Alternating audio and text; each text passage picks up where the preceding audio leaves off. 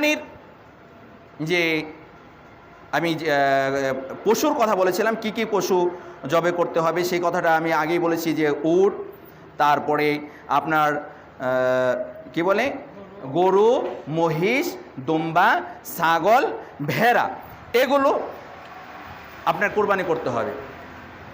কোরবানিকৃত পশু, কোরবানিকৃত পশুর যেগুলো আছে সেগুলো কেমন হতে হবে? তো হাদিস অনুযায়ী আল্লাহর নবী সাল্লাল্লাহু আলাইহি ওয়াসাল্লাম বলেন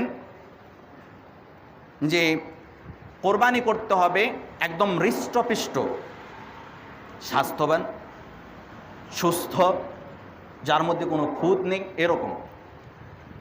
যে কোরবানি প্রাণীর, যে কোরবানিকৃত প্রাণীর কোরবানি হবে না সেগুলো কি কি?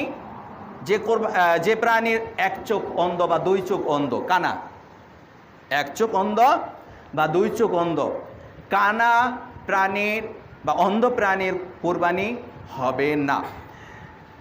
তারপরে খোঁড়া, এক পা খোঁড়া বা একটু ল্যাংড়িয়ে হাঁটে, এরকম প্রাণীর কোরবানি চলবে না। এরপর হচ্ছে আপনার রোগ আক্রান্ত, এখন বর্তমানে অনেক রোগ আক্রান্ত গরু পাওয়া যায়, যেগুলো গরুর ওপরে আপনার ফুটি উঠে, তারপরে গরু ঝরে, এরকম অনেক গরু আছে যে গরু ঝরে বা দেখলেই বোঝা যায় এটা আপনার কি বলে রোগ আক্রান্ত। এবং এখন আরেকটা কথা আছে যেটা সবচেয়ে মানে অতি বৃদ্ধ হয়ে গিয়েছে, অতি বৃদ্ধ হয়ে গিয়েছে। দেখেন আমাদের মাঝে পাওয়া যায় যে দেখা গেছে বাড়িতে গরু পালতে পালতে, গাভী পালতে পালতে যে অনেক বছর হয়ে গেছে, সে বাচ্চা দিতে দিতে দিতে দিতে বৃদ্ধ হয়ে গিয়েছে, বৃদ্ধ হয়ে গিয়েছে। এখন আর বাচ্চাও দেয় না, তারপরে তার শরীরের স্বাস্থ্যও কিছু নাই।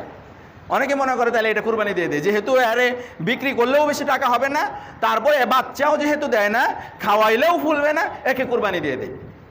আল্লাহ নবী সাল্লাল্লাহু আলাইহি সাল্লাম এই সমস্ত প্রাণীর কোরবানি দিতে নিষেধ করেছেন।